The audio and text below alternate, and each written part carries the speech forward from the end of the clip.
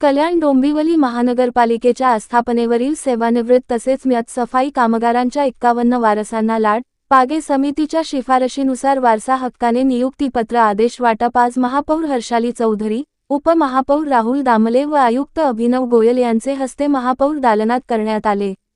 यावेळी सामान्य प्रशासन विभागाच्या उपायुक्त वंदना गुळवे, महापालिका सचिव किशोर शेळके, सामान्य प्रशासन विभागाच्या 6 आयुक्त सुषमा मांडगे, भाजपा गटनेते शशिकांत कांबळे तसेच पालिका सदस्य वरुण पाटील, गणेश जाधव व इतर मान्यवर उपस्थित होते।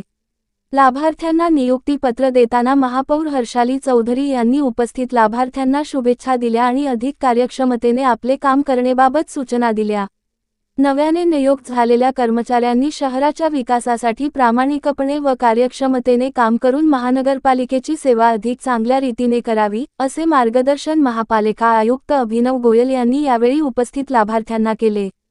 जागरूक तहलका कल्याण।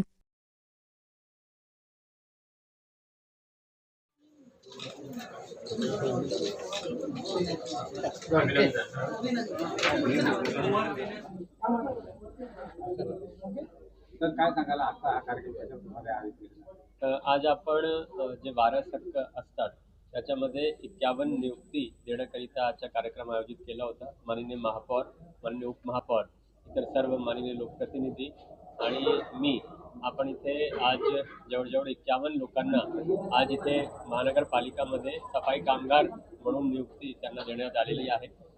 मागच्या 1 वर्षामध्ये आपण जवळजवळ 250 लोकांना विविध पदावर वारस हक्कामधून नोकरी देण्याचं काम या ठिकाणी केलेलं आहे। त्याच्यामध्ये आमचे GAD विभाग आहे, ॲडिशनल कमिशनर असो, GADची पूर्ण टीम आहे, डेप्युटी कमिशनर आणि त्यांची खालची टीम, त्यांनी चांगला पूर्ण वर्ष काम केलेलं आहे। आता माझा एकच सुझाव हे जे नवीन नियुक्त कर्मचारी आहेत त्यांना राहील की चांगल्या पद्धतीने त्यांनी काम करावं, जे त्यांना ड्युटीज दिली जाणार आहेत त्याचा पालन त्यांनी वेळेवर करावा। एवढंच नाही तर काही प्रकरण खूप वर्षापासून रखडलेले होते ते पण आपण कॅम्प बेसिसवर त्यांची कागदपत्राची पूर्तता करून आपण यावर्षी निकाली काढण्याचा प्रयत्न केला आणि पुढच्या काळातही आपण हे सगळे प्रकरण वेळेवर निकाली काढण्याचा प्रयत्न करतोय।